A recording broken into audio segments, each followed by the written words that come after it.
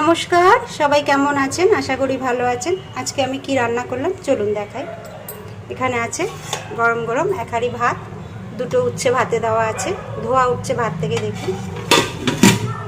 এখানে আছে ছেঁচি শাক, ছেঁচি শাকটা আমি ভেজে নিয়েছি, দিয়েছি একটু কালো জিরে ফোড়ন, দুটো শুকনো লঙ্কা ছিঁড়ে দিয়েছি, গোটা কটা কাঁচা লঙ্কা দিয়েছি রসুন থেতো করে, পেঁয়াজ কুচি, নুন হলুদ এই দিয়ে ছেঁচি শাকটা ভেজে নিয়েছি।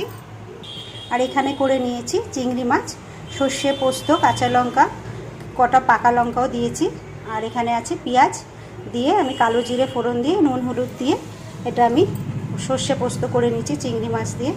এটা না খেতে খুব ভালো হয়, গন্ধটা খুব সুন্দর বেরোয়। যতটা চিংড়ি মাছ ঠিক ততটা পেঁয়াজ দিতে হবে। সর্ষের তেল দিয়ে আজকে এটা রান্না করেছি, সর্ষে পোস্ত দিয়ে। আচ্ছা চলুন, এখানে আমরা টক জল করে নিয়েছি, এটা দিয়েছি সর্ষে ফোড়ন, একটা শুকনো লঙ্কা ফোড়ন, নুন হলুদ দিয়ে আমরা টক জল করেছি। আর এখানে শসা কেটে নিয়েছি।